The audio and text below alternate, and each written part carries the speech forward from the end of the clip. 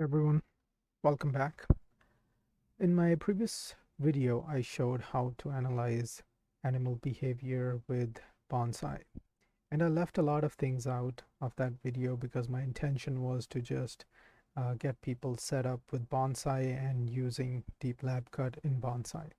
Today, what I'm going to do is I'm going to show how you can create regions of interest to be able to analyze different uh, criterias. For example, some of you may want to analyze how much time an animal is spending within a region of interest, and some of you might want to understand when the mouse enters or exits a certain region of interest. So today I'm going to walk you through that process. So before I get started, I want to say make sure you watch my former video in which I show you how to set up your bonsai. So if you have already done that, let's go ahead and get started. Because my video is already pre-recorded, I'm going to bring in file capture node and go and navigate over to the video that I want to analyze.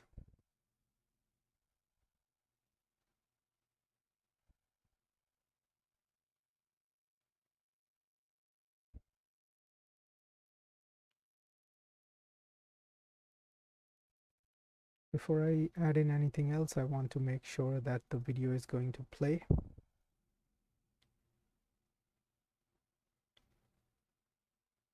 Okay, looks good. Please keep in mind that I'm recording, so some of you may see frame drops in the video, and I apologize for that, but OBS takes up a lot of GPU on my computer. Okay, so now that I know my file video is working, next thing is to connect Deep Lab Cut, predict pose, and navigate over to where I have my exported Deep Lab Cut model. You can navigate over to .pb file by double clicking, but in order to bring in the pose config file, you have to navigate over to these three dots on the right side. Make sure you bring in your Deep Lab Cut exported model, and you fiddle around with the scale factor and the min confidence. Make sure you pick something that works for your system. Scale factor is just going to scale your input image down by a certain factor so that it doesn't take up all of the resources on your computer. Once I have this done, I'm going to again double check that the predictions are being done, and there I can see that the predictions are being done. Okay, with that out of the way, I need to then attach get body part to my predict pose. Thorax is what I'm interested in. That's the center of mass for the mouse that I'm going to be analyzing. And I also need to extract the position information, both X and Y position information. Now this is going to become important, and I'll explain that in a bit why. I need to now connect my file capture to crop node.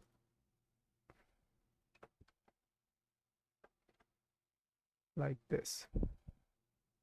Once I have that, I need to then create property source from there, and then delete my crop. Now this is going to be my region of interest, and if I play this, you can see what that looks like.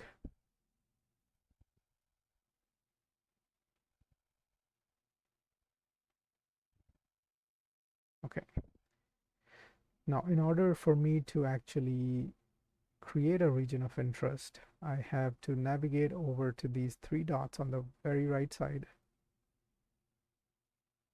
and then create my region of interest.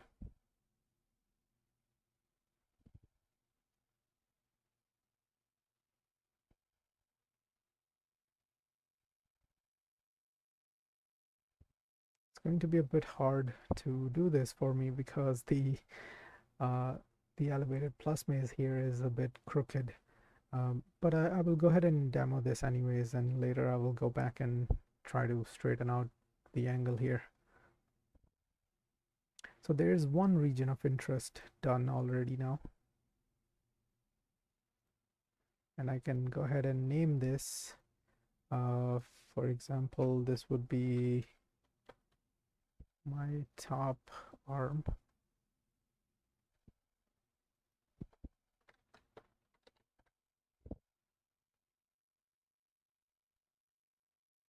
Right, okay. So I'm going to create 3 more regions of interest, and they are going to then be top arm, which I've already done, the right arm, the bottom arm, and the left arm. And I'm going to pause this video and come back after I have created those regions of interest. I've created my regions of interest. Now I'm going to connect them with something called zip node, and I'm just going to copy and paste this with each of these like so. My position data is going to come in and fall into each of these zip nodes, and these zip nodes are then going to be connected to contains point. Now finally, I'm going to put in another zip. And these points are then going to be stored inside of this zip, going to then get written into CSV format like that. Double click on your CSV and navigate over to where you wish to store your data, and I'm going to go ahead and overwrite the former.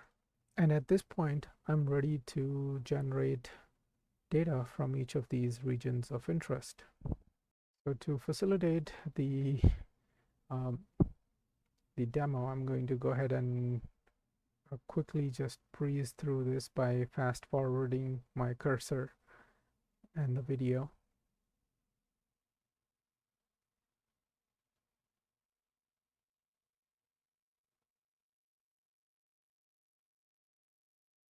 Okay, there we go.